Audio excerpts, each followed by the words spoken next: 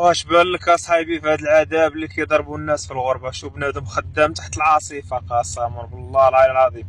واش شتا وجار من موراه واحد الميكادوك ديال الباسورات هذوك الكبار عامره بالجدوره وكيزرع، واش شتا فوق منه خايط من السما.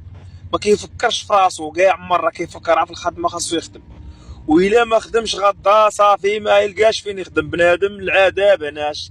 هاد الارض هادي ديال كريت بات شريت مضغ، الا ما خدمتيش وجبتيها بدراعك وخلصتي ماكلتك وشرابك راه ما يرحمك حتى شي واحد، كلشي غيجري عليك.